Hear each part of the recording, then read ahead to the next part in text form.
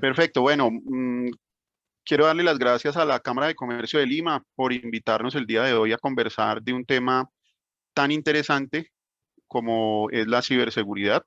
Para el día de hoy he preparado para ustedes una charla acerca de la importancia, por qué es importante la ciberseguridad o la seguridad informática en las empresas.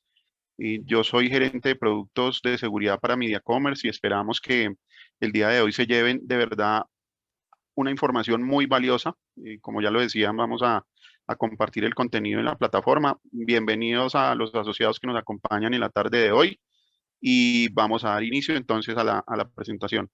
Les voy a pedir excusas porque no sé si nos está pasando en toda Latinoamérica, pero el ancho de banda a veces tiende a fluctuar, entonces vamos a privilegiar el audio por encima del video. Voy a suspender en este momento mi cámara y vamos a aparecer nuevamente en la sesión de preguntas al final de la charla. Bien,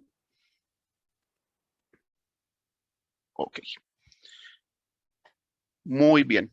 El contenido que vamos a desarrollar el día de hoy eh, es acerca de un nuevo contexto de seguridad. ¿Cómo le podemos explicar a las personas que no son expertas en el tema de ciberseguridad de una manera muy sencilla, muy gráfica?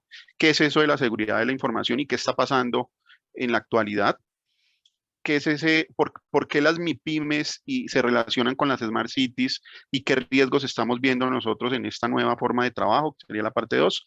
Algo muy importante nosotros como investigadores y también como comercializadores de soluciones de seguridad, entre otros, estamos viendo que en todos los países de Latinoamérica y en general del mundo, el ransomware está atacando con fuerza. Ya vamos a entender para las personas que no sepan de pronto qué es eso de ransomware. Vamos a explicarles muy bien en qué consiste ese tipo de ataque de secuestro de información y qué ocurre con nuestro entorno familiar. Digamos que siempre estamos también pendientes de nuestro trabajo, nuestro estudio, y creo que estamos dejando de lado un elemento muy importante y es qué pasa con la ciberseguridad también en nuestros hogares. Entonces, dicho lo anterior, vamos a comenzar la primera parte. Quiero compartirles y qué bueno que estamos con la Cámara de Comercio de Lima porque me tomé la libertad de extraer un fragmento de un estudio que hicieron.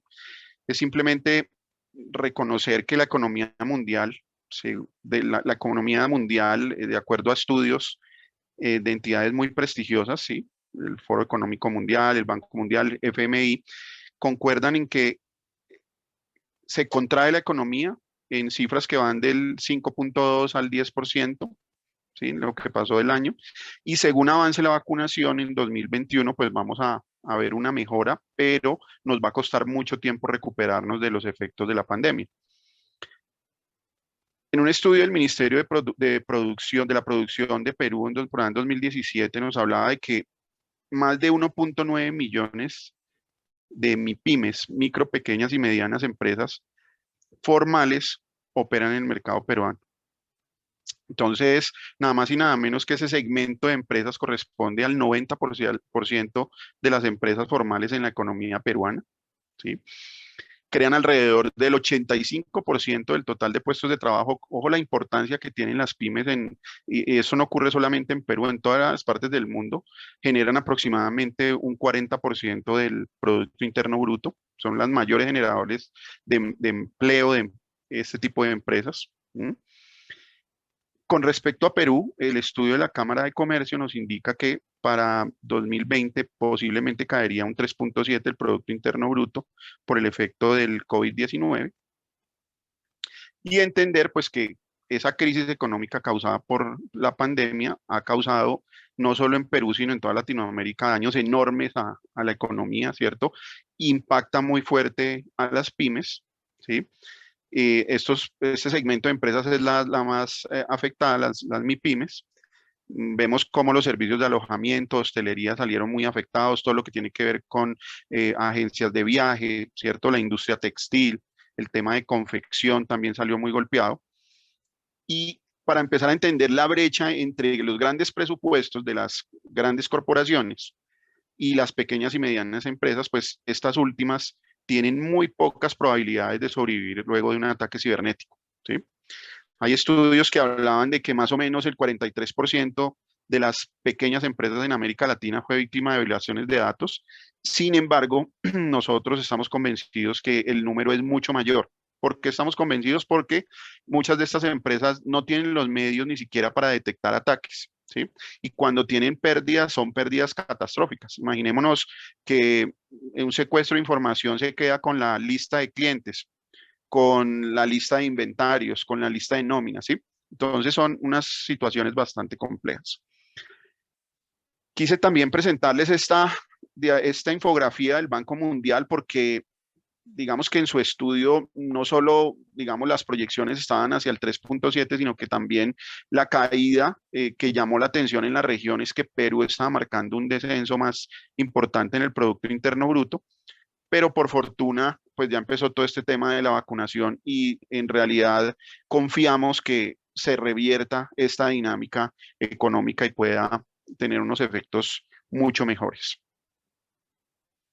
Esto que estamos viendo acá es un gráfico de una ciudad inteligente. Entonces, en el marco de la pandemia de COVID-19, muchos gobiernos están realizando esfuerzos para tratar de fortalecer y mantener los sectores críticos de la economía, sostener la población, ¿cierto?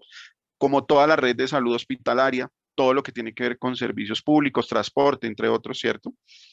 Y por otra parte, nosotros los empleados, los estudiantes, los investigadores, todas las personas que hacen parte de la sociedad, se están enfrentando al reto de balancear la vida familiar y ese rendimiento laboral y el bienestar personal en un mismo espacio, ¿cierto? Que es el hogar. Entonces, nunca antes la tecnología había tenido tanta importancia en las ciudades. ¿Sí? Nuestro desarrollo empresarial, todas esas iniciativas de la empresa microempresa a la gran empresa se desarrolla en un entorno como este, que es altamente tecnificado, ¿sí? Y por lo mismo es altamente vulnerable.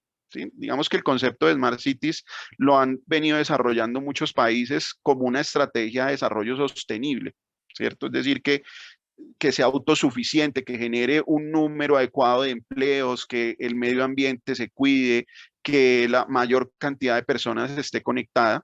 ¿Mm? Entonces, cada vez más gobiernos están construyendo ciudades de este tipo a través de una realmente impresionante variedad de tecnologías TIC. ¿Mm? Son tecnologías de vanguardia. Por ahí hemos escuchado, por ejemplo, de las redes inalámbricas avanzadas como 5G, que lo que va a hacer es permitir una mayor transferencia de datos. Las consultas a Internet van a ser mucho más rápidas. Todo lo que tiene que ver con Internet de las cosas, el IoT, ¿cierto? El análisis de Big Data. Nosotros en las ciudades generamos cantidades de información que no están siendo aprovechadas para saber, por ejemplo, en lo público, dónde asignamos más recursos y en lo privado, cómo podemos captar de manera más costo eficiente nuevos clientes o invertir recursos o ahorrar recursos. Entonces podemos decir que la conectividad, que es el eje para que funcionen todas estas cosas, es omnipresente. ¿Por qué decimos que es omnipresente? Porque está a la vez en muchas partes. ¿Sí? Otro factor importante para las ciudades inteligentes y que tiene que ver mucho con la empresa es la computación en la nube, ¿sí? Que hace posible pues todo el intercambio y la integración de datos, la extracción de datos, el análisis, ¿sí? Las comunicaciones. Esto que estamos haciendo que nosotros lo conocemos como colaboración o comunicaciones unificadas, ¿cierto? Hacen posible que pues, cientos de trabajos se mantengan, ¿sí? Cientos de actividades se mantengan. Entonces, por eso es tan importante la tecnología y por eso es que todo esto está siendo sometido a una presión importante, como ya lo vamos a ver, por los ciberdelincuentes. ¿Sí? Entonces, es imprescindible que desde el primer momento en la etapa de diseño de una Smart Cities o desde una compañía, la seguridad, y entiéndase por seguridad, lo que tiene que ver con seguridad física y la ciberseguridad, que es la seguridad asociada a la tecnología, sea un eje estratégico transversal. Y eso es lo que nos está haciendo falta en muchas ciudades de Latinoamérica. Bien, cuando nosotros hablamos de los componentes de una ciudad inteligente, hablamos de también infraestructuras de misión crítica. Entonces, como acabamos de ver, esta infraestructura es la que presta servicios básicos que son masivos, ¿cierto? y son considerados de misión crítica en cualquier país, porque si alguno de estos falla repetidamente, tiende a crear caos en la población. No sé si estén enterados de lo que está pasando en Texas, que hay un número muy importante de habitantes que debido a que no hay fluido eléctrico, no hay electricidad, incluso se están muriendo. ¿Mm? Entonces, ¿qué pasa si los sistemas de telecomunicación fallan? ¿Qué pasa si el suministro eléctrico falla? Están muriendo personas. ¿Mm? Si el servicio de transporte se obstruye, si el sistema sanitario sufre un ataque informático, esto tiende a colapsar y tiende a crear caos en la población. ¿Sí?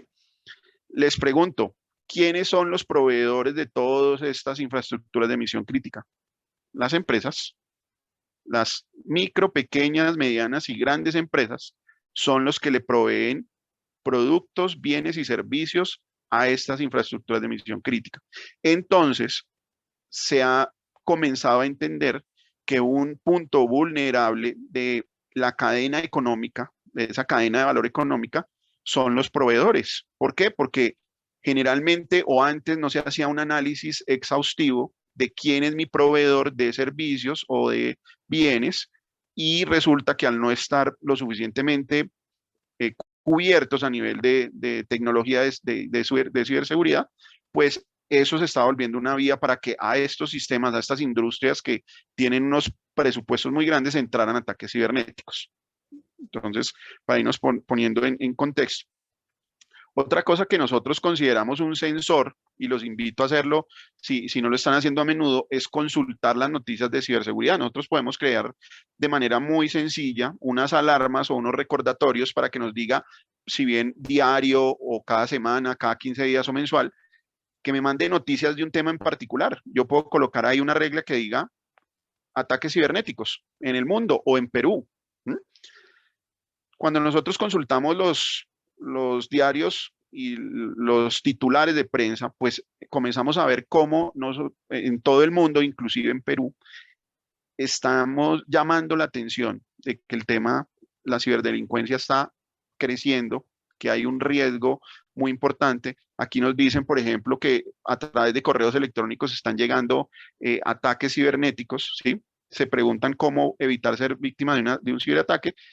Y cuando vamos a temas más complejos, por ejemplo, la red hospitalaria del Reino Unido se vio atacada y 16 hospitales nada más y nada menos quedaron fuera de servicio. Y ya les voy a mostrar un ejemplo, no un ejemplo, una evidencia de lo que ocurrió en Reino Unido. Por no ir muy lejos, Colombia pues es un punto de ataque muy importante, 42 billones de intentos en 3 meses. En Ecuador vemos cómo ocurrió una de las fallas, si no la más grande, una de las más grandes fallas de seguridad informática que expuso información crítica, delicada, de la mayoría de su población. Todavía no se ha cuantificado, no se sabe esa información por dónde va viajando. Para completar, pues llega este tema del coronavirus y vemos cómo ha generado pues el mayor volumen de ataques en mucho tiempo. Desafortunadamente, como pueden ver acá en este titular, en septiembre de 2017 ya se registraba la primera víctima asociada a un ataque cibernético. ¿Por qué? Porque ese hospital fue hackeado y no pudieron atender a la señora. ¿Mm? Vemos cómo también a finales del año pasado uno de los bancos más grandes de Chile sufrió un ataque cibernético que dejó fuera de servicio todas sus oficinas. Si bien pues no se indicó que hubiese pérdida de dinero de sus afiliados, pues sí la reputación del banco y la preocupación de los cuentavientes queda en que un día fueron a la oficina a retirar, a hacer una transacción y no los pudieron atender. ¿Por qué? Porque hubo un ataque cibernético. En Perú, vemos cómo registran que también sufrió más de 613 millones de intentos de ciberataques, y eso es una cifra junio de 2020. Entonces, esto es para irnos ambientando. Cuando nosotros vemos qué pasa en Perú en particular, ¿sí? Encontramos, por ejemplo, que un fabricante que tiene sensores, digamos, de su tecnología y como la tiene dispuesta en muchas partes del mundo, pues empieza a darnos información y dice que, mire, Perú puede estar ocupando la posición 38 de los países más atacados del mundo. Recordemos que hay unos 195 a 200 países en el mundo reconocidos. Entonces, el número 38, a ver, está por encima del promedio. ¿Mm? ya es un llamado de atención. Otro fabricante que tiene ese tipo de sensores dice, oiga, si estoy reconociendo a Perú y veo cómo hay una tendencia marcada también en el secuestro de información, entonces fíjense que ya son varias fuentes, ¿sí? Una se los dice Luis Fernando González, pero otras vienen, su asesor Luis Fernando González, me pongo a servicio de ustedes también para lo que necesiten, pero vienen también de los titulares de prensa y vienen de este tipo de empresas que tienen ya una tecnología bastante avanzada y le están diciendo, oiga, ojo, porque los ransomware y los botnets son las principales amenazas.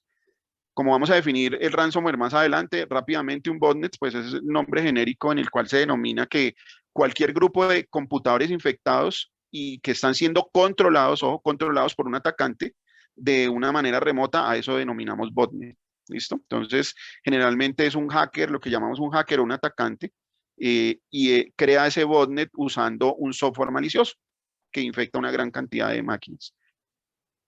Para que entendamos cómo está Perú frente a otros países de la región, Colombia está en el número 22 de países más atacados y Ecuador está figurando como número 56. ¿Sí? Cada país tiene su particularidad, tiene su atractivo y sus debilidades. Entonces, por eso, digamos, cambian el ranking, pero si vemos a nivel mundial, Latinoamérica está ocupando unos puestos por encima del promedio muy importantes y eso ya es una llamada de atención.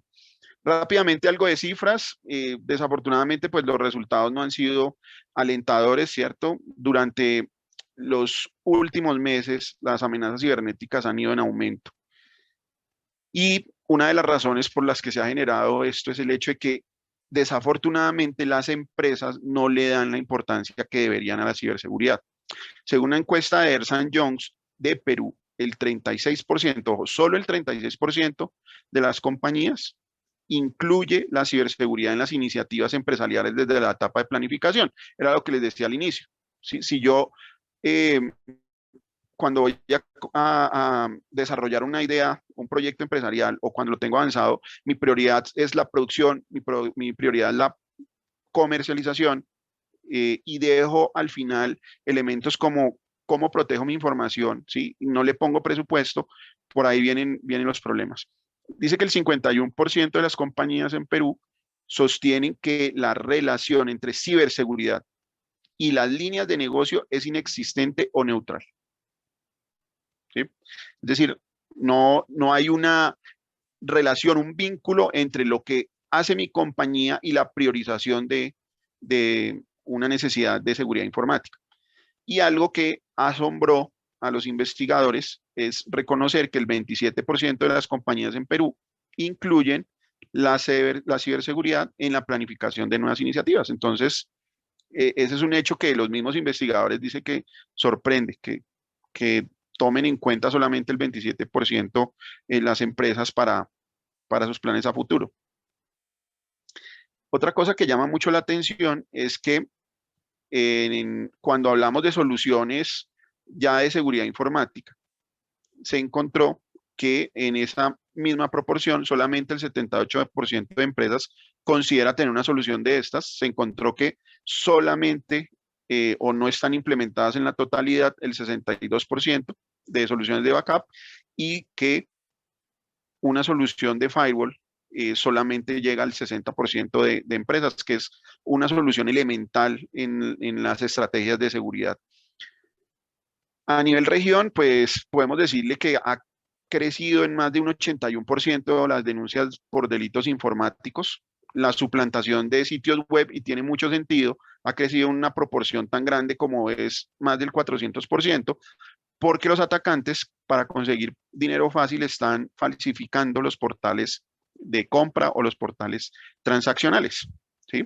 Entonces, por eso vemos que cuando se va a hacer una compra, hay clientes que desafortunadamente no verifican o no conocen cómo verificarlo y están siendo pues estafados a través de ese tipo de páginas que no son reales. Ha habido un incremento importante en la interceptación de datos informáticos y ahí también viene todo lo que tiene que ver con espionaje, todo lo que tiene que ver con el robo de credenciales de información personal para comercializarla. Y ojo a esto, derivado de la pandemia, desafortunadamente el delito de extorsión virtual también ha crecido en unos números importantes. Entonces, es elemental, desafortunadamente, pues la naturaleza del ser humano nos hace ser sociales, ¿cierto? Y tiene necesidades, sin embargo, no se están tomando las precauciones del caso. Y pues se le insiste, las entidades de seguridad insisten en que no envíen contenidos íntimos a través de las redes sociales y que se extremen medidas de seguridad para cualquier actividad a través de Internet. Esto es muy importante. Vamos a revisar rápidamente unas encuestas que hacen fabricantes de ciberseguridad para entender, en este caso, por ejemplo, a 3.100 directores de tecnología a nivel mundial, y eso incluye Latinoamérica, se les hicieron una serie de preguntas, ¿sí? Entonces, para comprender mejor la realidad de la seguridad de hoy, el fabricante Sophos comisionó a un líder en investigación que se llama Van Sonborn de Inglaterra a realizar esa encuesta. Y los resultados fueron bastante reveladores. 61% de esos IT managers reconocieron haber sido víctimas de un ataque cibernético en el último año. ¿Sí? Eso es una cifra bastante importante. Es interesante también encontrar que el 33% de los ataques informáticos llegaron a través de correo electrónico. Fíjense cómo el titular que yo les mostraba del Diario de Perú decía que por correo electrónico están llegando ataques. Sí, claro, acá lo están confirmando esos investigadores. El 33% de ataques informáticos en su momento a nivel global están llegando por vía correo electrónico.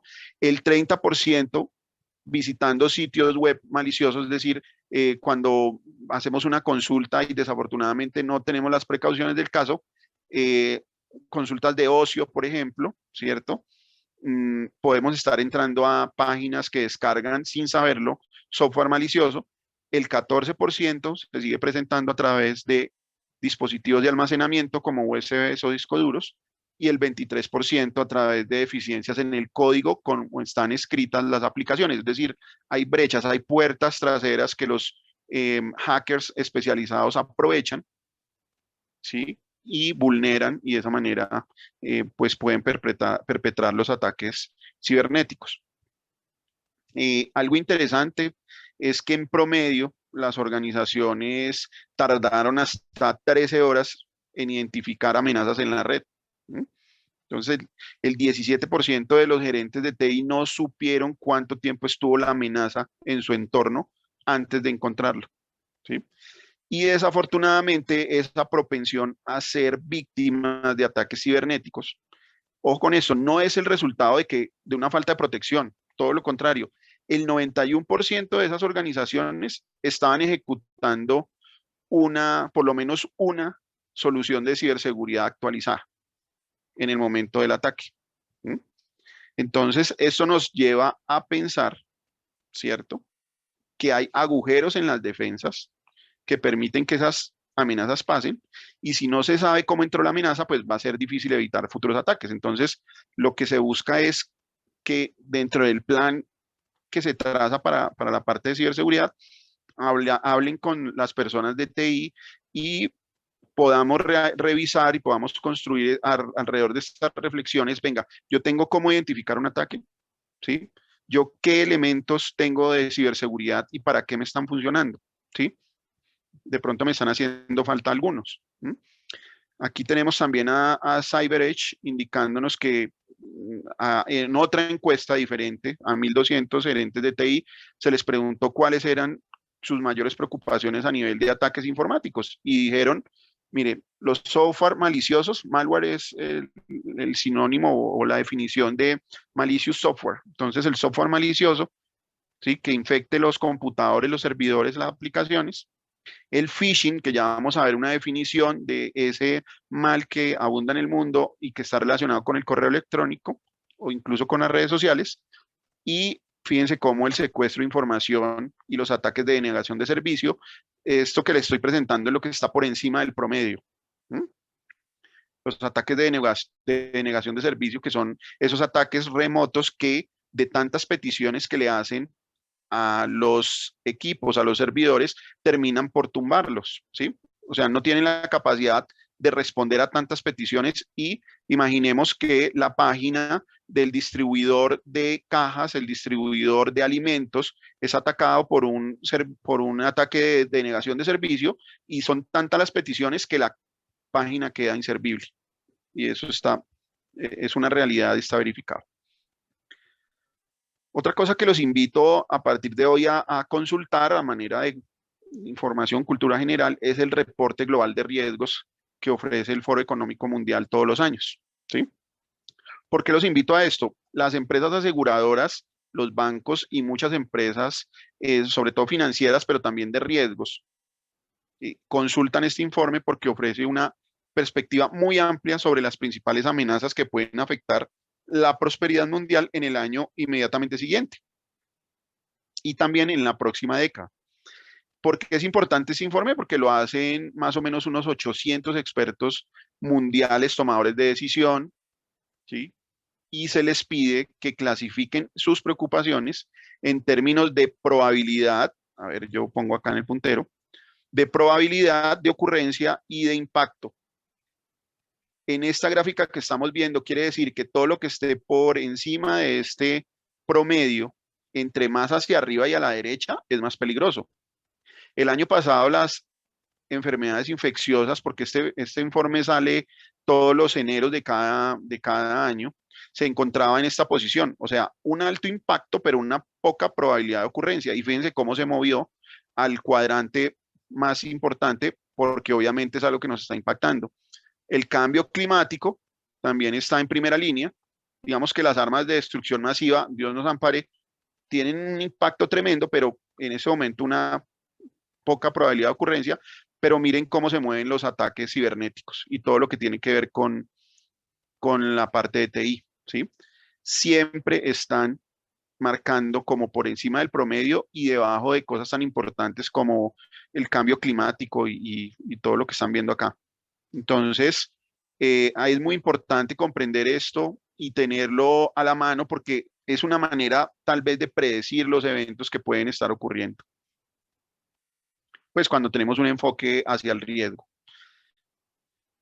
Es importante que también a partir de hoy, pues involucremos en nuestras empresas los pilares de la seguridad de la información, como son la confidencialidad, disponibilidad e integridad de la información. Esto hace parte de los estándares internacionales y cada vez que vamos a construir una política de seguridad deberíamos remitirnos a responder estos tres pilares, como lo estamos haciendo, ¿cierto? Que solamente las personas interesadas en la información sean quienes pueden acceder a ella, que esas personas habilitadas para consultarla la tengan a la mano, ¿cierto? Que yo no le ponga cadenas y candados a eso de tal manera que nadie pues lo pueda consultar o sea muy complicado, pues todo eso es lo interesante, hacer este planteamiento, que esté disponible, pero que sea fácil, pero que también solamente las personas la consulten y que esté íntegra, que no se altere, que no sea fraccionada, que no se cambie el sentido, es muy importante. Y también salió otra definición que es el no repudio, ¿sí? El no repudio se entiende como la irrenunciabilidad, ¿cierto? De una información que se está entregando. ¿Por qué? Porque esto es un postulado de seguridad que permite probar la participación de las partes en una comunicación. Entonces, de esta manera podemos hablar de no repudio de origen, ¿cierto? Es cuando el emisor no puede negar que se envió la información porque el destinatario tiene una prueba de envío, o no repudio en el destino, y es que el receptor no puede negar que recibió el mensaje porque el emisor tiene una prueba de la recepción. Entonces, la posesión de un documento y la firma digital, ahora que la pandemia nos ha hecho repensar los esquemas de trabajo, ya no podemos estar yendo con el papel a que lo firmen en físico, entonces por eso tomó una relevancia muy importante, ¿sí? Y la firma digital asociada a ese documento electrónico es hoy por hoy una prueba efectiva del contenido y del autor del documento. Entonces, hay soluciones como HelloSign que nosotros también distribuimos que permiten habilitar ese tipo de firma electrónica y que le sirve mucho a las empresas. Algo rápidamente de la normatividad en Perú, digamos que en la mayoría de países la ciberseguridad parte de la necesidad y que está declarada en la constitución política de cada país, ¿sí? Digamos que hay una es algo bien interesante. Si bien Perú, y lo reconoce, digamos, un estudio del Banco Interamericano de Desarrollo y la OEA en el capítulo de ciberseguridad, se indica que si bien Perú no cuenta con una estrategia nacional de seguridad cibernética, sí ha puesto en marcha una política nacional de ciberseguridad. ¿Sí? Digamos que aquí nosotros podemos ver que sí se está trabajando en el tema. ¿Sí? Entonces, ¿qué pasa? Pues hay países más desarrollados donde su estrategia va mucho más allá, pero de todas maneras, si no le damos dientes a las leyes, si no fortalecemos el sistema penal, fíjense que aquí la ley 28493 me llamó la atención porque regula el uso del correo electrónico y habla del spam como tal, eso es muy interesante. ¿Sí? La ley 3618-2017 que define ya la seguridad digital, ¿cierto? La define textualmente y existe pues una política nacional de ciberseguridad y está avalada por estas resoluciones y muy interesante pues que también involucran la norma técnica, el estándar técnico 27001 en ella. Entonces, aquí es donde nosotros vemos que Perú ha venido fortaleciendo toda su normativa para ahí sí apuntar a lo que tiene que ver con la estrategia. Y esa estrategia, ¿quiénes hacen parte de esta estrategia?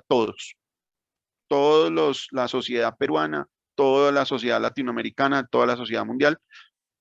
Sin embargo, pues hay que entender que hoy por hoy, y por eso hablamos de un grado de madurez de Perú frente a la ciberseguridad, Perú hoy cuenta con un equipo de respuesta a incidentes. ¿Sí? Cuando nosotros hablamos en el mundo de ciberseguridad de un equipo de respuesta a incidentes, es entender que si hay un ataque cibernético que puede incluso comprometer la seguridad nacional, pues esto requiere de unas personas que son formadas, ¿cierto?, en el ámbito de la ciberseguridad y están capacitadas para darle el manejo adecuado, para informar cómo se necesita, ¿sí? Y Perú cuenta con ese tipo de equipos y de personal. ¿Mm?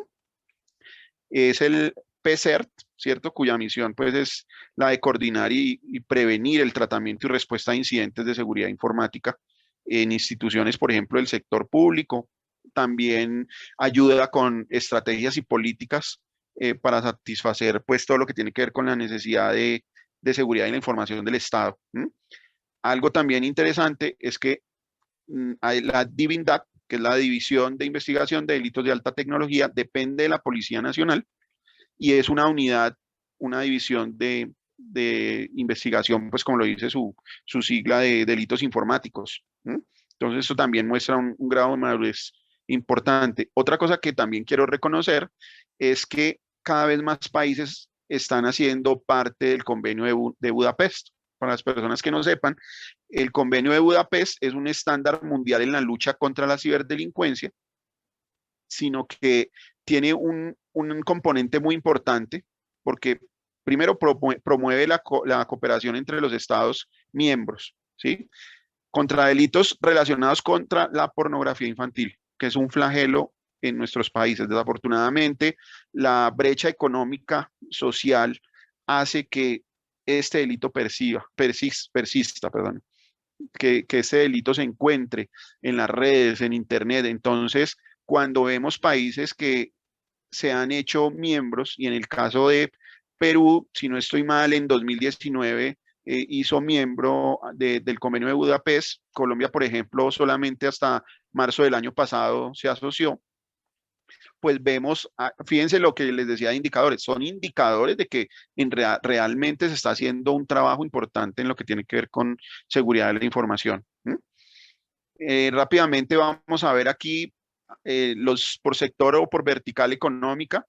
Vemos como siempre el sector financiero es uno de los más golpeados. ¿Por qué? Por su misma razón de ser, los recursos que maneja y la oportunidad de desarrollar un robo en mediana o gran escala, pues siempre está ahí. Entonces, generalmente la mayoría de ataques se apuntan al sector bancario.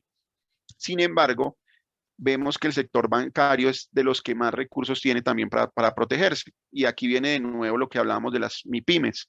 Desafortunadamente, una MIPYME no tiene los mismos recursos que puede tener una entidad financiera para protegerse, para contratar personal especializado, para hacer las inversiones en infraestructura.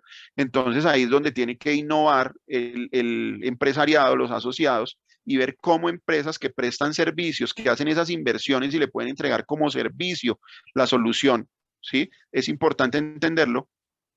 Empresas como la nuestra tiene personal especializado en ciberseguridad, hace las inversiones del caso y puede acompañar al empresario a desarrollar su plan de seguridad para que ese empresario se dedique a lo que sabe, se dedique a prestar sus servicios de marketing, a prestar sus servicios de consultoría, a fabricar sus piezas electromecánicas y no que tenga que desarrollar una unidad de ciberseguridad interno porque le va a salir muy costoso. Entonces, rápidamente vemos como el sector educación muy golpeado, el sector salud, la parte de retail también es bastante importante lo que han tenido ahí que sufrir. Vamos a hacer una reflexión ahorita, vamos a pasar a hablar del usuario. El usuario se reconoce como un gran problema cuando hablamos de seguridad de la información, pero también hay que reconocer que es gran parte de la solución. ¿Por qué? Porque hay estudios que dicen que la mayoría de ataques informáticos que se llevan a cabo es por un error humano. ¿Por qué?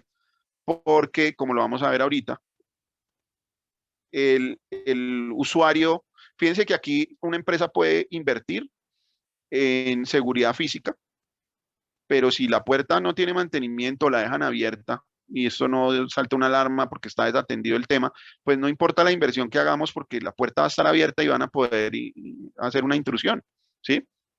Si dejamos, como lo vemos acá, los puestos de trabajo sin atender y con cantidades de información disponible, vayan a saber que aquí esté las cuentas de ahorro de una entidad, los datos personales de sus empleados, el estado de salud de mis pacientes, ¿sí?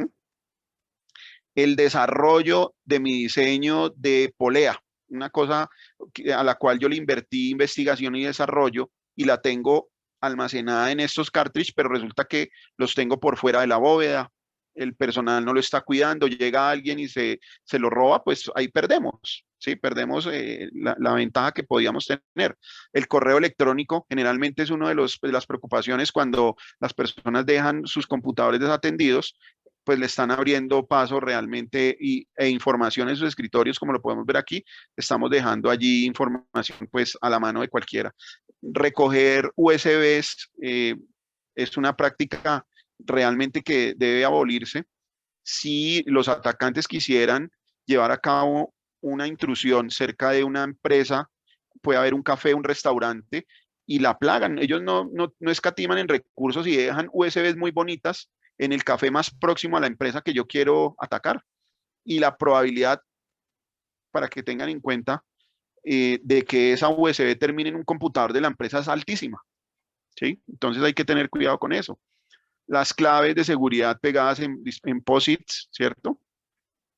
Todo lo que tiene que ver con, hay personas que manejan una misma clave tanto para los sistemas de información de la empresa como para su vida personal. ¿Por qué? Porque es difícil acordarme de una clave para cada cosa, entonces dejemos una para todo. Imagínense donde un atacante tenga acceso a ese esquema.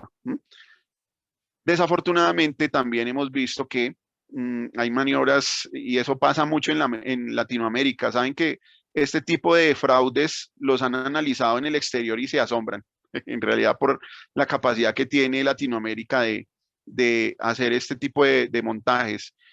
Como pueden ver, pues son cajeros automáticos en los que duplican de manera casi exacta los teclados, los dispositivos para leer la tarjeta, hay microcámaras muy pequeñitas para leer las claves, entonces esto es algo que siempre ha llamado la atención incluso en el exterior de los problemas que ocurren en Latinoamérica.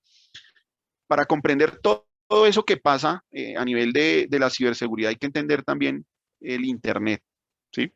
Hay que comprender que todo esto, la información la estamos moviendo por la World Wide Web. Por eso significan las tres Ws, ¿sí? Es el Internet. Y que el Internet tiene varios segmentos, ¿sí? Esto es una manera de interpretar el Internet. Digamos que lo que vemos, lo que está disponible, que son los buscadores y todo lo que vemos solamente corresponde al 4% del Internet. Es el Internet superficial. es el Internet que estamos usando en este momento, todo lo que se pueda encontrar en los buscadores. Y aunque puede parecer muy grande, en el fondo solo ocupa un pequeño porcentaje de la red. El 90% está en la red profunda, que a veces se asocia con el Internet peligroso y oculto, pero no lo es, porque se confunde con la red oscura o la dark web, ¿sí? La deep web, que es lo que tenemos en la mitad, es toda la parte de Internet a la que no podemos acceder públicamente, ¿sí? El correo electrónico, las cuentas de banco, los documentos que se guardan en Dropbox, por ejemplo, ¿sí? Y miles de páginas que no están abiertas para todo el mundo, pero no tienen por qué esconder nada ilegal, ¿sí? Eso es lo que tenemos acá. Y llegamos a un segmento de Internet que sí es en donde están ocurriendo algunas cosas, ¿cierto? Por allá en los 90, el gobierno de Estados Unidos creó una tecnología para agencias de inteligencia para que ellas pudieran intercambiar información de manera completamente anónima y de esa manera proteger millones de documentos. Entonces ese proyecto lo llamaron Tor y lo representan con una cebolla. ¿Por qué? Porque tiene múltiples capas y hoy por hoy Tor se considera uno de los navegadores más seguros gracias a ese sistema de capas. Desafortunadamente, esa red ha sido permeada y ha sido utilizada por los delincuentes de todo tipo, no solamente delincuentes informáticos. Desafortunadamente ahí es donde se encuentra todo lo que tiene que ver con pornografía infantil, todo lo que tiene que ver con ataques cibernéticos a la carta, como ya lo vamos a ver, todo lo que tiene que ver con secuestro, tráfico de armas, de drogas, ¿sí? Y hay que reconocer también que ahí hay algunas páginas que son legales, ¿sí? Acabamos de decir que esto es tan seguro que pueden utilizarla también algunas entidades de manera legal, pero hoy por hoy también, pues, saber poner mi contenido junto a lo que les acabo de decir, que es lo negativo, por eso también, no es que sea tan difundido, ¿bien? ¿Por qué es tan grave el tema de la dark web, de la web oscura? Otro fabricante realizó esta investigación y fíjense lo que se encontró. Tal cual como están viendo, esto es como un menú de ataques a la carta, ¿sí? En este menú de ataques a la carta ofrecen un servicio que puede ser pagado a través de bitcoins, que es esa moneda virtual que es difícil de rastrear, y son tan avesados, son tan arriesgados los delincuentes que permiten pagarla también a través de dólares. ¿Mm? Y esto es tan grave que miren lo que están ofreciendo. Hackear un computador personal pagando en bitcoins o en dólares. Le hackeo el correo electrónico, es decir, me meto al correo electrónico sin que el dueño del correo lo sepa y le saco la información. También le venden eso como servicio. Le venden ataques de secuestro de información, que ya vimos que es uno de los males que están haciendo. Me puedo entrar a los teléfonos celulares y robar información que está ahí. Entonces, fíjense que esto ya está hecho. O sea, no es que tengan que incluso desarrollar un software para toda la cosa, no, esto ya está hecho. Y por si fuera poco, están pescando, desafortunadamente por la pandemia también hay pérdidas de empleo y hay personas que tienen unos talentos innegables y los están reclutando las bandas delincuenciales para llevar a cabo ese tipo de ataques. Entonces, mmm, una reflexión, pues hay una gran cantidad de dinero asociada a los ataques informáticos que se podría hacer con más de 6.000 billones de dólares en ataques, lo que costarían esos ataques informáticos, cuántos hospitales se están dejando de fortalecer, cuántas escuelas se están dejando de construir, y pues esto es algo que le cuesta al mundo. Otra cosa muy importante, hay una brecha de profesionales en ciberseguridad, es decir, no se están graduando al mismo ritmo que necesita el mercado, que necesitan las empresas, este tipo de profesionales. Por eso es tan, primero, difícil encontrarlos y tan costoso mantenerlos y reclutarlos, ¿sí? Entonces ahí es donde el empresariado debe también innovar y ver cómo puede suplir ese tipo de situaciones. De todas maneras, pues no todo está perdido, ¿no? O sea, porque aquí el panorama es un poco ensombrecedor, pero desafortunadamente, perdón, afortunadamente hay algo que hacer. Primero, pues reconocer el tema del COVID, ¿cierto? Creo que a hoy ya tenemos una madurez, si se puede, en el manejo, en todo lo que significó darle manejo a este COVID-19, tanto a nivel salud como a nivel empresarial y a nivel personal. Fíjense cómo tuvimos que adecuar esos espacios físicos, la red de la casa, el ancho de banda no nos alcanzaba, ser más tolerantes en cuanto al manejo del ruido, la gestión del tiempo. El tema de seguridad informática también es un capítulo que deberíamos revisar en nuestras casas. ¿Sí? Hay algo que es gravísimo y que casi no lo asociamos al tema de ciberseguridad, pero tiene que ver con la desinformación. Las noticias falsas es uno de los males más grandes también que están ocurriendo. ¿Sí? Y eso ocurre porque las personas cuando no saben o no constatan una noticia, se está generando y la retuitea o la reproduce, están generando unos ingresos a las personas que generan ese contenido y pueden ser delincuentes, ¿sí? Y eso la mayoría de personas no lo sabe. El secuestro de información, los intrusos en videoconferencias, increíble, pero si tenemos herramientas de videoconferencia a las cuales se le puede poner una contraseña y entregarlas a las personas que van a participar, es posible que en algunas ocasiones no lo hacemos y por eso se presentan este tipo de infiltraciones. El robo físico de dispositivos. Se ha aumentado la compra de computadores, muchas personas se los llevaron para la casa para evitar la pandemia. Entender que si los dejamos cerca a una ventana sin seguridad, pues el riesgo de perderse es importante, entonces tener también conciencia de eso. El robo de la información financiera y tarjetas de crédito a través de la información que guardamos en los celulares, ¿sí? Las claves en el celular, las claves de la tarjeta de crédito en el celular, mi copia de la cédula en el celular, están los pasaportes, resulta que si se pierde el celular y logran hackearlo, pues ahí le entregamos la información a los delincuentes en bandeja. Las redes sociales, reconocer que ya podemos hacer compras a través de redes sociales y esto a su vez genera pues una brecha en la cual pueden también hacer elementos fraudulentos, ¿cierto? Compras fraudulentas, nos lleva a unos links que no son tan claros. Vamos a ver un ejemplo ahorita muy importante de ese tipo de situación. Aquí les hablaba del tema de las noticias, ¿sí? Que estos son los objetivos: desinformar, convertir en viral el contenido porque eso les genera dinero. ¿Mm? A través de esas noticias a veces se distribuye software malicioso y nosotros estamos participando en esa cadena por no verificar lo que está ocurriendo ahí. Eh, por eso hay que preguntarse lo que dice al final: ¿quién genera la información? ¿Dónde la generaron? ¿Cuándo? ¿Por qué? ¿Y cómo? ¿Listo? Entonces, recomendaciones: simplemente compartir información que sea publicada por páginas de organizaciones oficiales, desconfiar de esas URLs o documentos que nos llegan como dudosos, como que no está tan bien el gráfico, no está tan bien la redacción, y no realizar esa difusión de noticias o cadenas compartidas a través de mensajería instantánea sin antes verificarla, es una sugerencia. Actualizar los sistemas operativos de los celulares, eso también es importante. Hay personas que duran sin actualizar las aplicaciones y el sistema semanas, pueden pasar meses, y resulta que si le están actualizando es porque están encontrando debilidades en esas aplicaciones y el fabricante de la aplicación pues lo reconoce y por eso manda una actualización. ¿Listo? Bueno, muy rápidamente vamos a ver aquí una definición del phishing. Eso es, como lo dice el mensaje que está acá, es la forma más sencilla de ciberataque, pero también la más peligrosa.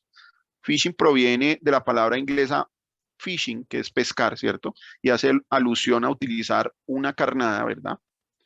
Y esperar a que las víctimas caigan en el anzuelo. ¿Mm?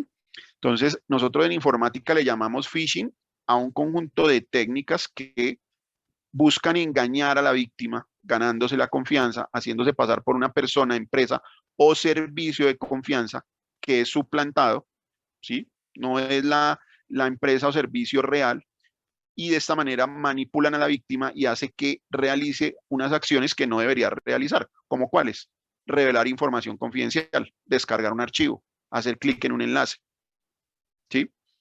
Entonces, fíjense cómo este ejemplo llega a través de un teléfono celular, porque el correo electrónico ahora lo vemos más en los teléfonos celulares, ¿sí? Este correo tiene un subject que lo está vinculando a un proceso a la persona y en teoría le está llegando de la fiscalía. Sabemos que la fiscalía en la mayoría de países del mundo es el ente que acusa y que cuando nos llega un mensaje de estos, pues estamos hablando o enfrentándonos de un tema penal. Entonces, cuando nosotros vamos ya leyendo por acá la segunda página, creo que estamos aquí. Así no hayamos cometido ningún delito, creo que empezamos a cuestionarnos y venga, yo dónde estuve, qué pasó, qué puede ser. Y también, pues, honestamente han ocurrido algunos errores en ese tipo de situaciones judiciales, entonces uno dice, ¿será que me metieron en algo? Ahí es cuando debemos tener más calma, porque fíjense que esto trae un adjunto, ¿sí? Trae unos links. Ahí es cuando debemos tomar un respiro, tener calma y simplemente darle clic a donde dice Fiscalía Local, saber quién remite este correo electrónico. Compartirán conmigo que una fiscalía seria de un país no envía comunicados de ese tipo a través de un correo Hotmail. Generalmente dice fiscalianacional.gov, ¿cierto? O fiscalía. Entonces hay que tomarse un momento y revisar en realidad lo que está pasando. Lo que ocurrió acá es que la persona no le había hecho clic aquí, que es donde está el remitente. Una vez se lee que este tema es Fiscalía Local Hotmail, eso no existe. ¿Listo? ¿Qué quería el atacante? Que se descargara este archivo malicioso y de esa manera infectar y realizar un robo de información. Bien. Bancos que también han sido clonadas sus páginas y desafortunadamente cuando es muy difícil en este caso, por ejemplo, distinguir un sitio auténtico del falso y si la persona llega a dejar su información acá, le quitan la clave de acceso y con ese mismo pues, le sacan los recursos. Entonces, a partir de hoy, recuerden, no hay que ingresar a links que no tengan el prefijo HTTPS, que es lo que encontramos en la parte superior de la página, antes de la URL. Eso es lo que nos va a indicar que es un protocolo seguro. Cuando entramos a un banco y dice HTTP, duden, sálganse de esa página porque puede ser una situación como la que les estoy evidenciando. Acá tenemos un ejemplo de mala reacción en un correo que le llegó a esta persona en el Banco Santander. Fíjense cómo la reacción dice, por favor verifique que usted es 16 número. O sea, cuando uno encuentra una redacción, errores de ortografía o de redacción en un mensaje de una entidad tan importante como un banco, y fíjense que dice haga clic, generalmente hay mensajes de afán, cierto terror, va a perder su acceso, su cuenta, su cédula será cancelada, lo van a meter preso, ¿sí? Juegan con la psiquis de las personas. ¿Mm? Entonces hay que tener mucho cuidado con esos mensajes que llegan, las personas que están contestando el teléfono mientras nosotros trabajamos, hablar con nuestros familiares, ¿cierto? Y decirles, ven, si recibes una llamada en donde alerten que una persona familiar nuestra se encuentra detenida o en una clínica ahora con lo del COVID-19 y no se pueden contactar con ella, hay que tener calma y verificar muy bien porque han habido estafas en donde piden un envío de dinero pues es una estafa, ¿sí? Aquí hay algo de las recomendaciones, verificar los remitentes, ya veíamos acá que alteran los dominios, ¿sí? Algo muy importante es cuando nos llama una entidad financiera, dejar lo que estamos haciendo y concentrarnos en la llamada, concentrarnos en la conversación, porque hay una modalidad de robo en donde le dicen, por ejemplo, saben que usted tiene una tarjeta de crédito, seguramente hay complicidad con empresas de reparto, de mensajería o con personas del banco desafortunadamente, entregan sus datos y le dicen que si quiere aumentar el cupo de su tarjeta de crédito. Entonces, pues a muchas personas les gusta que le suban el cupo de crédito en la tarjeta. Entonces, no me lo creerán, pero en un minuto o menos le pueden sacar el número de la tarjeta de crédito y la fecha de vencimiento y la clave que está en el reverso. ¿Mm? Entonces, hay que concentrarse muy bien en esas llamadas. Aquí vamos a entender un poco el ransomware, ¿sí? Entender cómo funciona el ransomware, ¿cierto? ¿Qué significa? Simplemente unas cifras interesantes. Colombia recibió el 30% de ataques de este tipo en Latinoamérica, seguido de Perú. Por encima, Perú y Colombia por encima de México y Brasil. ¿Quién lo podía creer? ¿Y cómo llegan generalmente ese tipo de ataques? Mails, correos electrónicos con embargos judiciales, ya lo vimos. Reportes centrales de riesgo, alarmas de transferencias de dinero no consentida. En algunos países donde se utilizan las multas de tránsito y llegan por correo, o citaciones a diligencias judiciales, que fue el ejemplo que les mencioné. Simplemente entender que el ransomware es la abreviación de ransom en inglés y rescate, que es, perdón, ransom en inglés que significa rescate, y ware por software, ¿sí? Entonces, eso es un tipo de programa informático que es malicioso, que restringe el acceso a ciertas partes de los archivos o del sistema infectado y pide un rescate, o sea, un dinero a cambio de quitar esa restricción. Entonces, hay algunos ransomware que cifran los archivos del sistema operativo, o sea, ni siquiera puedes entrar al computador y te piden un rescate ahí en la página de inicio, o no te dejan entrar a los videos, a las bases de datos, a los Excel, Word, todo esto. Esta es una imagen real de un ataque que hubo hace unos años. Simplemente entender que le están anunciando que no puede acceder a esa información, que puede recuperar esos archivos y lo ofrecen como un servicio. O sea, cuando la víctima le da clic acá donde dice decrypt, ese link lo lleva a habilitar unos 10 archivos que no pesan casi nada. O sea, esa no es la información que necesitamos, pero le dan la muestra al cliente, a la víctima, de que lo puede recuperar.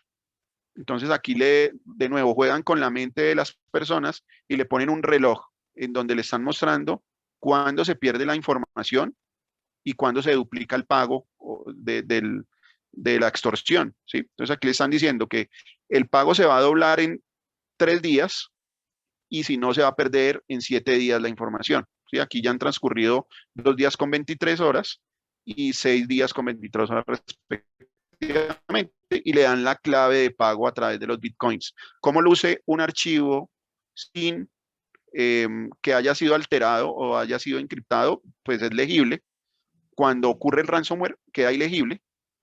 Aquí vemos cómo en la vida real los archivos que antes tenían una extensión doc, una extensión PDF, ahora todos son WannaCry y no tienen, fíjense cómo no son legibles. Y aquí es donde yo les quería compartir el caso del hospital de la red hospitalaria de Inglaterra, donde por ese ataque ni siquiera pudieron imprimir cartas en computador, ¿sí? Están anunciando que por ese ataque el hospital quedó caído, solo se atienden emergencias, únicamente van a atender emergencias porque no hay cómo tomar una muestra de sangre, no hay cómo tomar unos rayos X, tomografías, ¿sí? No pueden hacer prescripciones y consultas. ¿Por qué? Porque cada vez nuestra economía, nuestras empresas públicas y privadas dependen más de la tecnología. Entonces, cuando hay un ataque, ni siquiera la planta telefónica, como lo dice aquí, funciona. Y eso ocurrió en muchas empresas. Y lo más asombroso es que sigue ocurriendo. 2020, tuvimos reporte de muchas empresas en Latinoamérica que sufrieron. Ya les mostraba el Banco de Chile. ¿Mm? Fíjense cómo luce un retail, una cadena de suministros, cuando ha sido atacado por un secuestro de información. No puede simplemente las personas pagar, que es lo elemental en un mercado de esto. ¿Por qué? Porque sus máquinas, como les decía, aquí no se robaron el Excel ni el Word, no, la máquina como tal. Y aquí están las instrucciones de pago y un cajero automático también. Yo creo que no nos alcanza el tiempo para explicar la anatomía del ataque. Simplemente creo que vamos a quedar acá para respetar el tiempo de todos en unas instrucciones más o menos de mitigar estos riesgos, ¿sí? Por ejemplo, cosas tan comunes como no entrar a los bancos desde el buscador.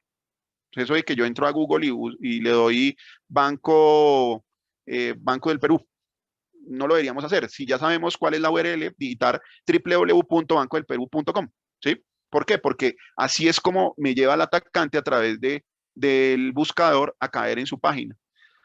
Ya hablamos del protocolo seguro HTTPS.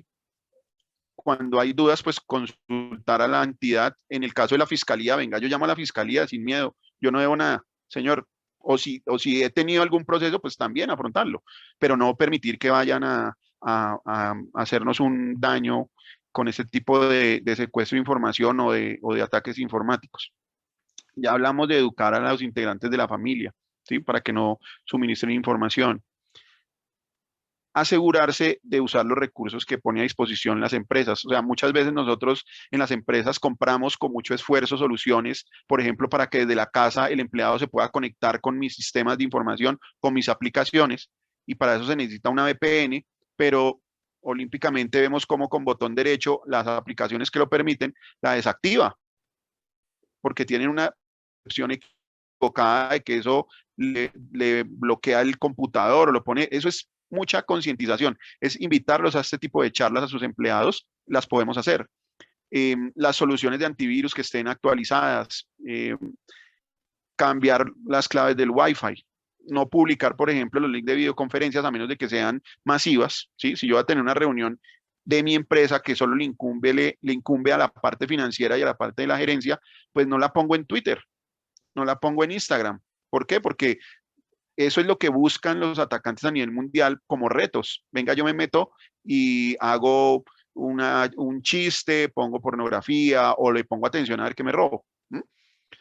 Pedir a los asistentes que se identifiquen con el nombre. A veces he tenido Gokus en videoconferencias o en charlas, entonces eso es importante.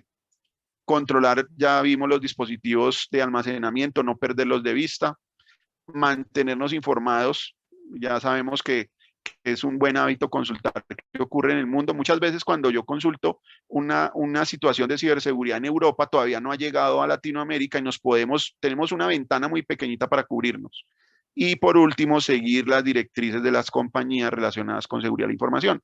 ¿De qué sirve que yo tenga un plan si no hago conciencia en mis empleados, en mis colaboradores?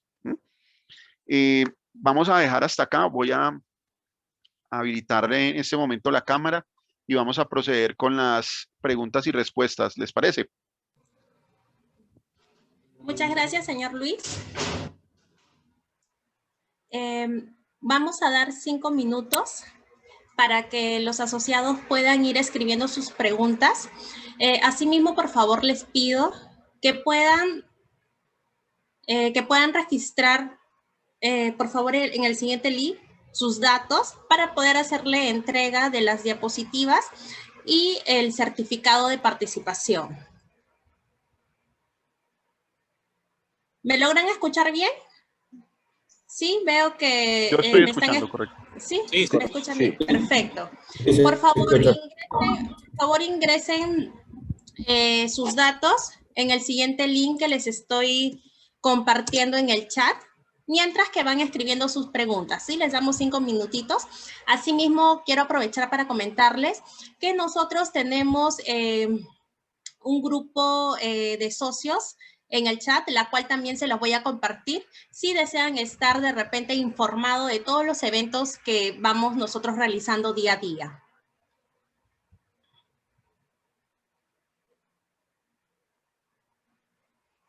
Sí, no se preocupe, señor Mario, las diapositivas van a ser compartidas. Es por ello que necesitamos que estén registrados. A ver, le damos 5 minutitos, por favor, para que vayan escribiendo sus preguntas en el chat.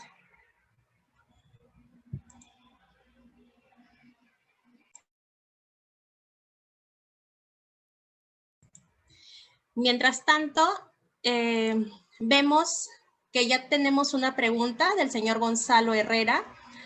Nos consulta cuál sería su sugerencia para tener más cuidado con estos puntos sobre robo cibernético.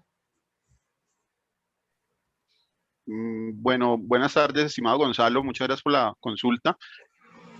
Mira, como resumen de lo que hemos visto, es importante, primero, estar actualizados, ¿sí?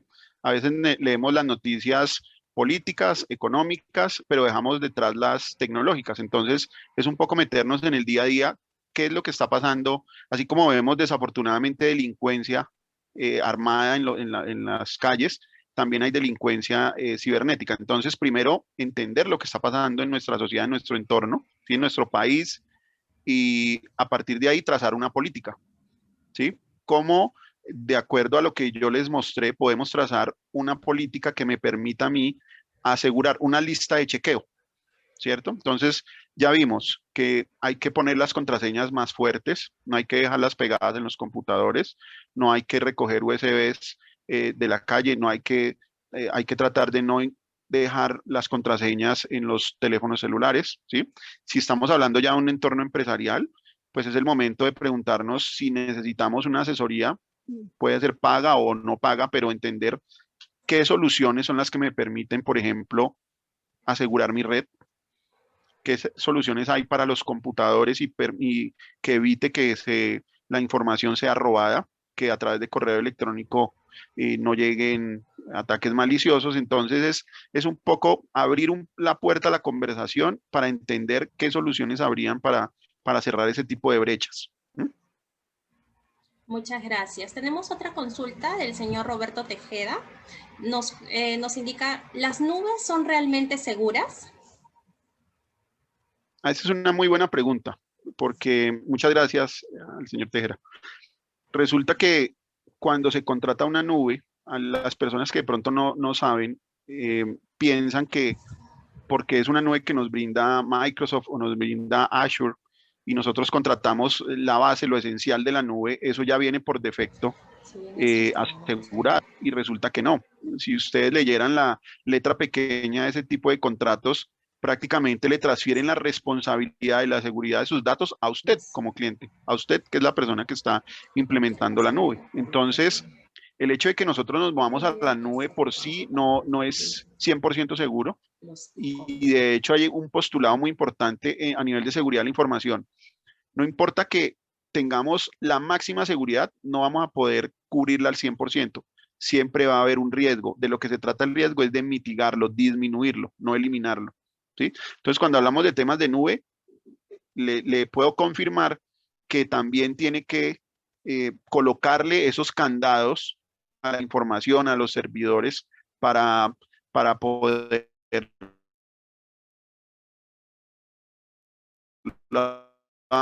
realmente que se vuelva.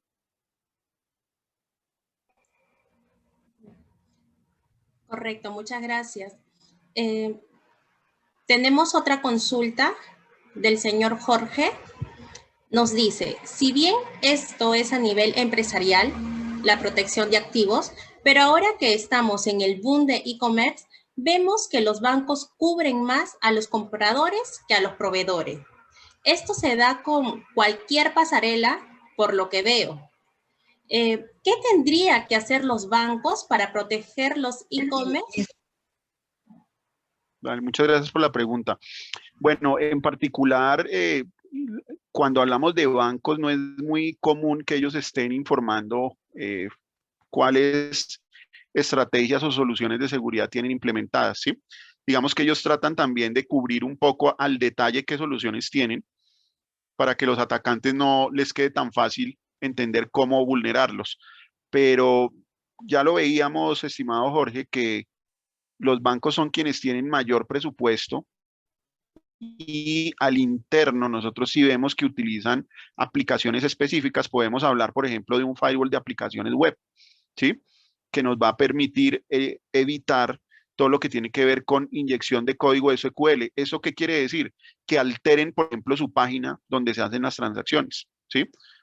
Todo es lo que tiene que ver con cross-site scripting, con man in the middle o hombre en el medio, que son ataques que van dirigidos a ese tipo de aplicaciones de pasarelas de pago, y los bancos al interno generalmente, ¿sí? Los bancos más grandes, que es los que agrupan a la mayor cantidad de ahorradores y usuarios, tienen ese tipo de protecciones, ¿sí? Y entonces, no solo el WAF, el Firewall de aplicaciones web, sino también aplicaciones específicas para el comercio electrónico, todo lo que tiene que ver con los dispositivos, ¿sí?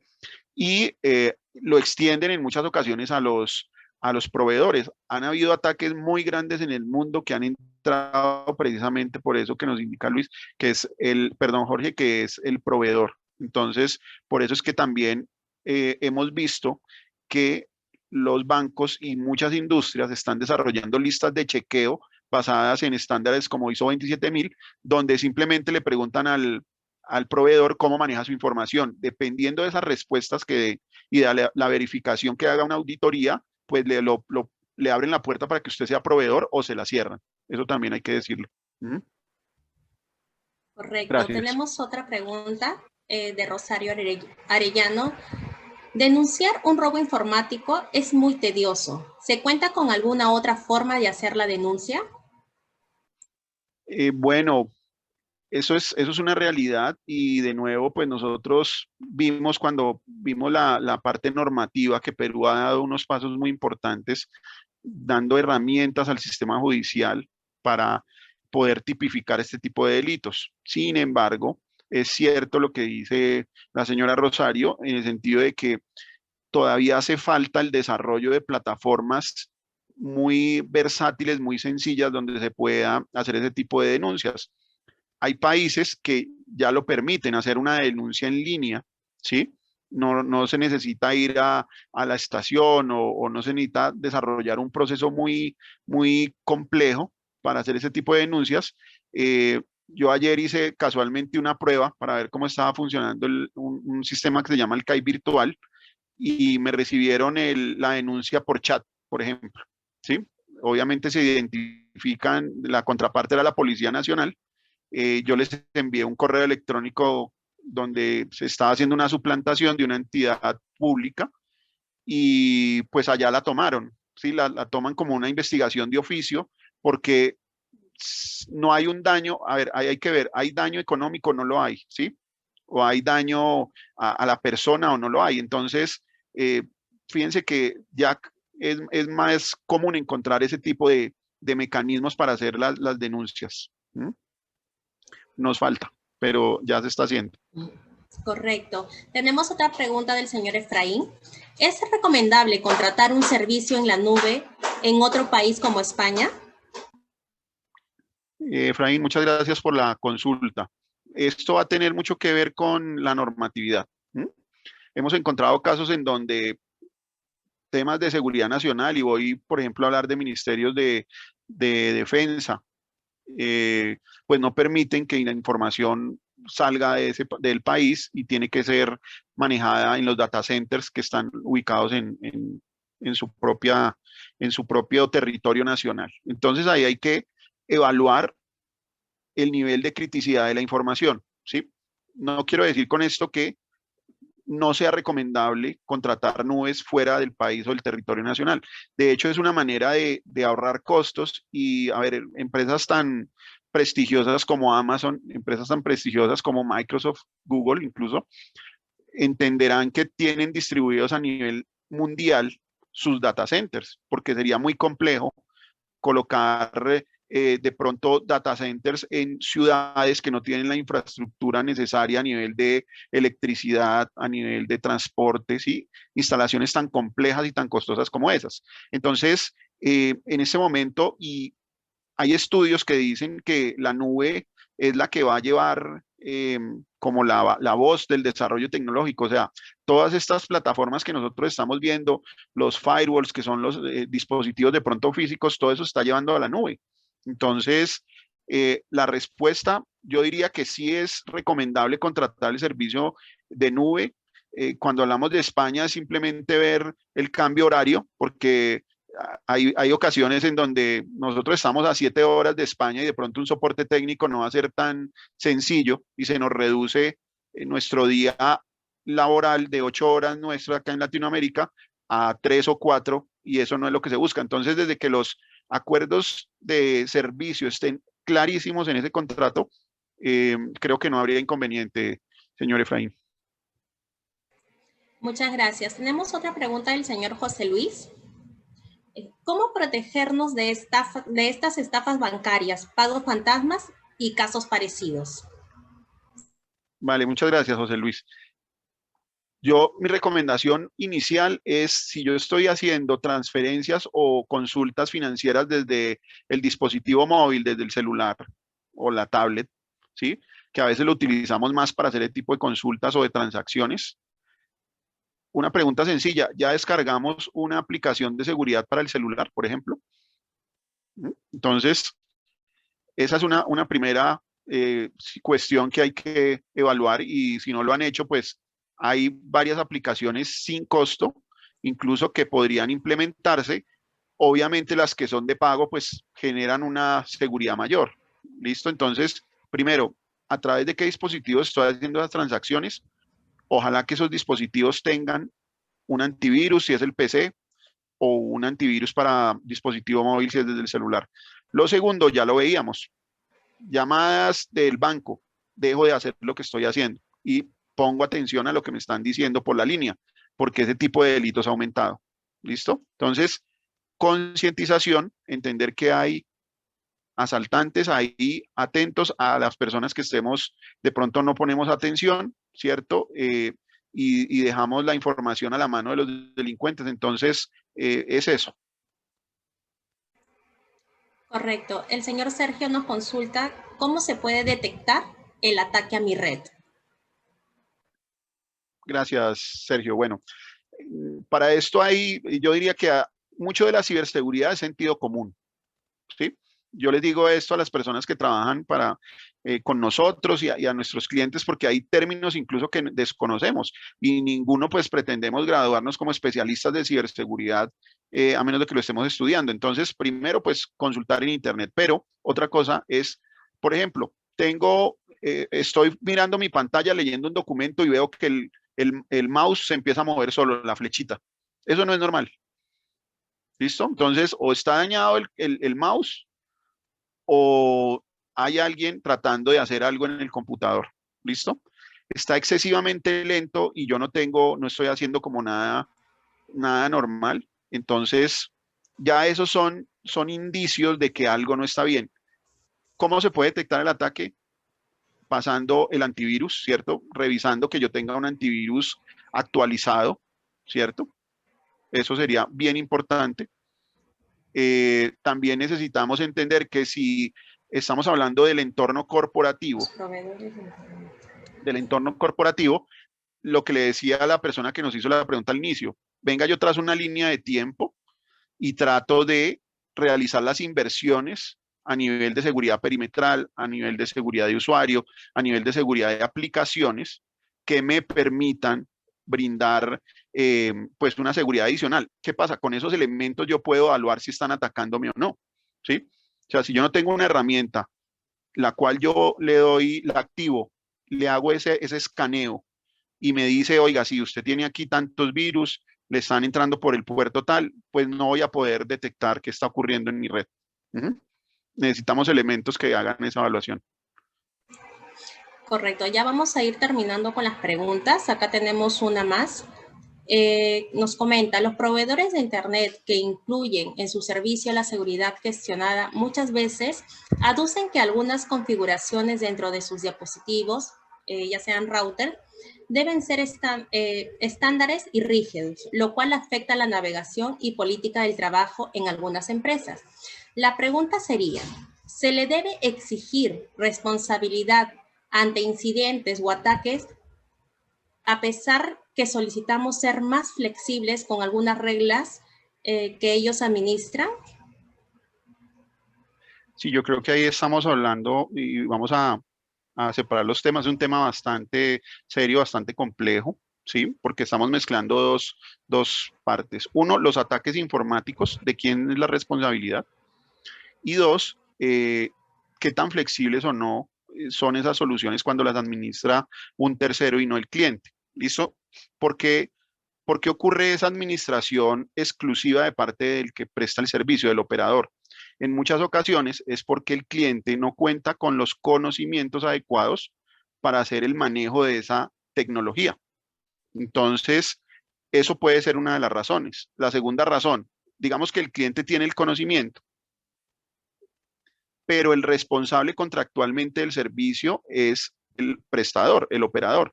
Entonces, si el operador deja 3 reglas en el dispositivo de firewall y el cliente sin anunciarlo, porque eso ocurre en la vida real, sin anunciárselo al administrador, elimina una de las reglas por error, por equivocación o porque le parece que eso está bloqueando algo de su operación y eso crea una brecha. Ahí es donde tenemos entonces que empezar a reflexionar de quién fue la culpa. Entonces, por eso en algunas ocasiones el contrato cierra esa administración al operador o el operador le entrega una carta al cliente donde lo exime de la responsabilidad. ¿Listo? ¿Qué es lo ideal?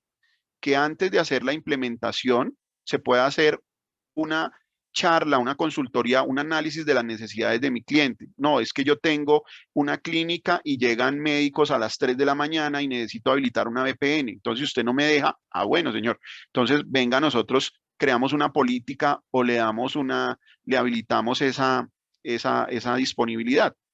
Entonces yo creo que todo parte de una muy buena comunicación en el proceso o en el momento de la implementación y también tener claridad de que los operadores no cuentan con todas las herramientas a menos de que el cliente las contrate. Me explico. Yo como operador de un firewall le estoy vendiendo en servicio, pero entró un ransomware a través de un servidor o de un computador de escritorio. Resulta que el cliente no había comprado una solución para proteger ese servidor o esa solución o ese PC. Entonces, pues no puede pretenderse que con el solo firewall nosotros o se cubra esa debilidad. Digamos que eso es parte de lo que debe documentarse el cliente y debe conversarlo con su operador, ¿sí? Todas esas preguntas. Gracias.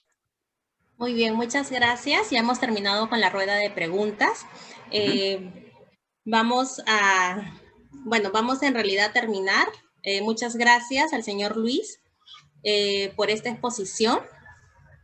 Igualmente queremos invitar a todos los asociados a que se puedan unir a nuestra comunidad de socios a este link que les acabo de enviar. Recordarles que les vamos a estar actualizando con todos los eventos día a día. Sí, muchas gracias a todos por su participación. Muy buenas tardes. A ustedes por la invitación, que tengan un buen fin de semana.